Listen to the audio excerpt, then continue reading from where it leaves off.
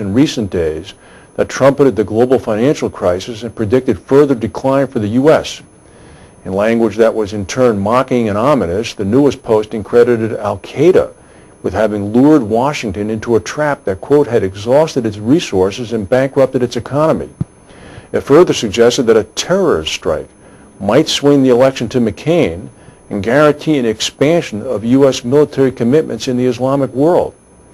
According to the website, such a strike would push the Americans deliberately to vote for McCain so he can take revenge for them against al-Qaeda. Al-Qaeda would then succeed in exhausting America. It was unclear how closely the commentary on the site reflected the views of bin Laden. He's not yet issued a public statement.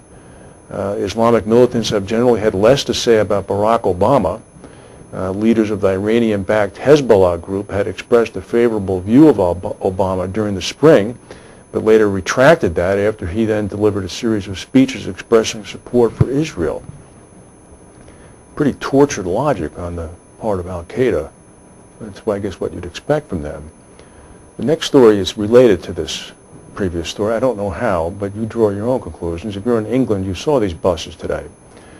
The big red buses are trundling around, and if you can't read that, I'll read it for you.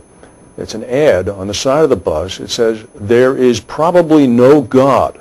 Now stop worrying and enjoy your life."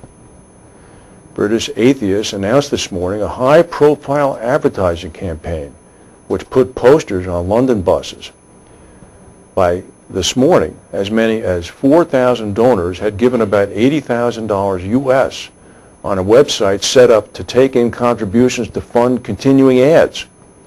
The money arrived along with messages that ranged from witty to nasty, summed up by one from a donor who gave £25, "Hurrah for the non-believers." According to the chief executive of the British Humanist Association, we wanted it to be a positive message. It's about telling people that it's okay if you don't believe in God. If it raises a smile too, that's good too.